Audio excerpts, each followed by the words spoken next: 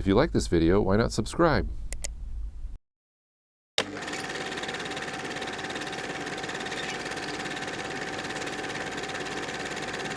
Hey everybody, welcome to another episode of the Frugal Filmmaker, the place where we discuss low-cost ways and how to get your movie made.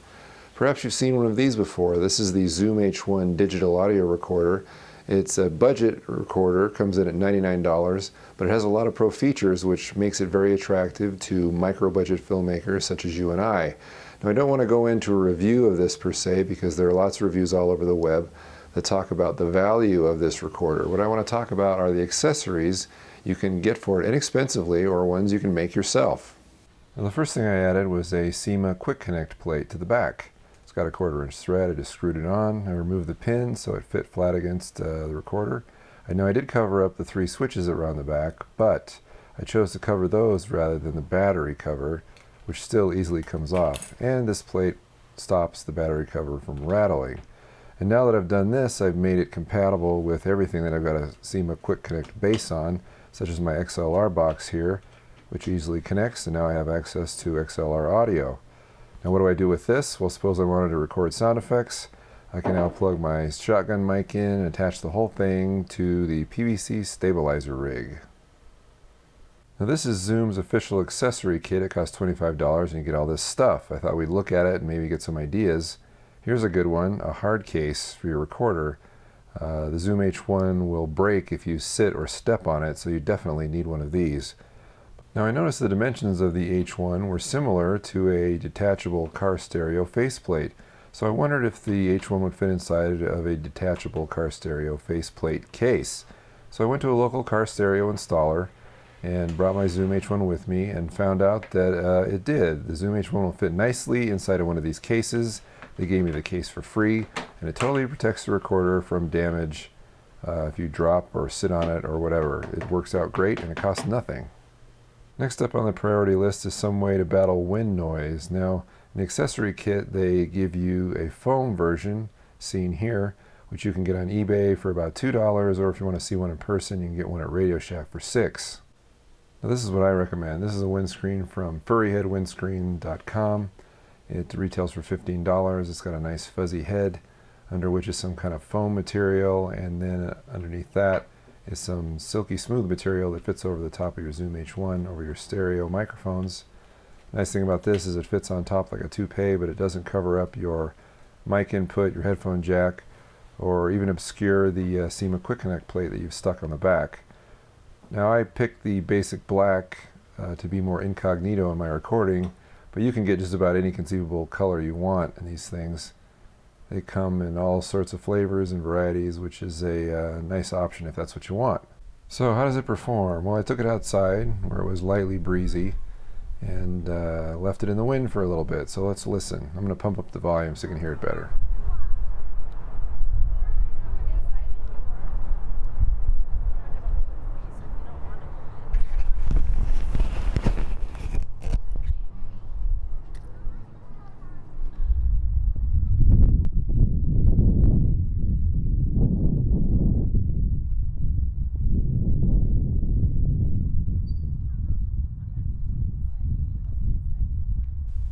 And I think something should be said here about wind noise reduction versus total wind cancellation.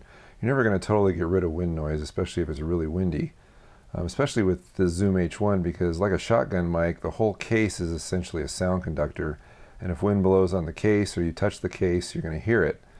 So the best way to insulate this would probably be some kind of blimp with a windscreen that goes around the whole device, like the Storm Chaser here from Windcutter.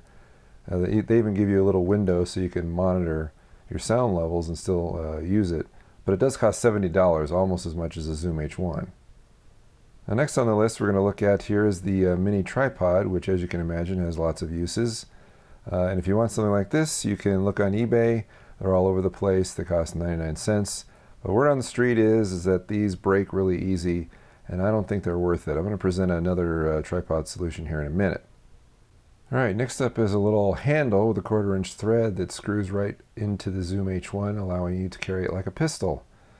Now you can buy these separately for about $10. Here's one that's kind of rubberized. Or you can make one for about $1.50. Here I've got some 1/2-inch PVC, an end cap, a coupler, and a plug with a 1/4-inch bolt through it that does essentially the same thing if that's what you want. Here's the best solution, I think. This is the Vivitar mini tripod. Also acts as a pistol grip. You can use it as a camera stabilizer. Open the thing up, it becomes a little tripod. These are about $10 on eBay, and I really like them. Okay, here's what I got in the mail. It's a nice little pistol grip. It's got a kind of a rubberized coating with some medium duty plastic. You open it up like this, flip it on its back, adjust the base, and you've got a little tripod. Very handy. The head has a little 1/4-inch screw, so you can attach any accessory onto that. Of course, I'm going to put a Sima Quickonnect base on it, so it's compatible with all my other stuff. And presto.